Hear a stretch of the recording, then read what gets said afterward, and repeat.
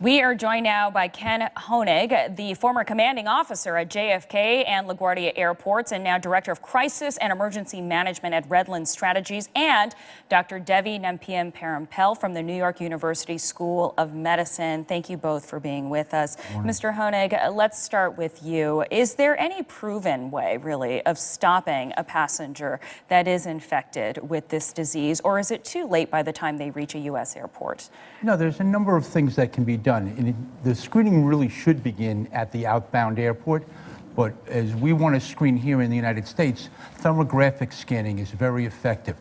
Somebody who is infected and at that point contagious would have a fever. Thermographic scanning or having a heat-seeking camera can take a look at them. They can pick out the people who have an above average or above normal body temperature and point those people out. If you're continuing to look at the camera screen, people get bored, so you want to add some sort of artificial intelligence or intelligent video, such as what's produced by 3VR, to pick out the people and then flag them for further inspection. Dr. Devi, what occurs to me as he's talking about the technologies that are available is you would have to have a fever in order to be scanned. Does this make sense from a medical perspective, this type of screening? It does make sense, but there are some challenges. I mean, there are some holes because a person might not have a fever and still test positive for Ebola. At the same time, you know, in the early stages, people may not show symptoms, so they're not contagious, but again, they would still be carrying the virus.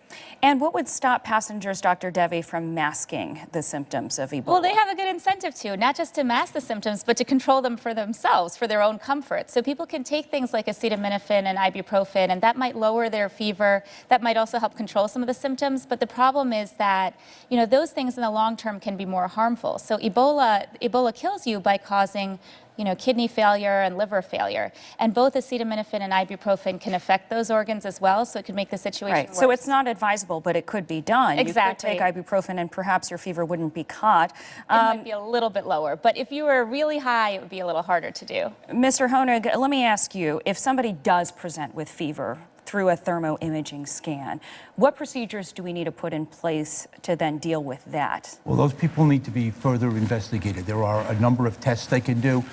It's not just Ebola, it's not specific. Any kind of infection will cause a fever. 10 years ago, when they first had the SARS outbreak, they started doing this kind of stuff in Taiwan. Right. They went from 15 people being caught to about 90 people being caught. And most of those people didn't have SARS, they had dengue fever and cholera. Do you think that's a good comparison, Dr. Devi? Yeah, I think that's the difficulty, especially now we're moving into cold and flu season. So a lot of people have these non-specific symptoms. How do you decide who's actually dangerous in terms of spreading Ebola versus somebody who just has a regular cold? Mr. Honig, I want to ask you something. Thomas Eric Duncan's nephew told our reporter that no one, including her uncle, would ever check yes on an exit form out of Liberia because it would cause them to be quarantined for 21 days. Is that just a waste of time, that part of the screening? It's really not an effective part. Screening has to be multi-layered, much like we do with security to get people on. You're not just asking them to check a form. That's step one. But the next step is to talk to them. And it's not just the answer they give, it's how they answer the question. Ken Honig, the former commanding officer at JFK and LaGuardia airports, and Dr. Devi Nempian Parampel. Thank you both for your expertise this morning. Nice to see you. Tony.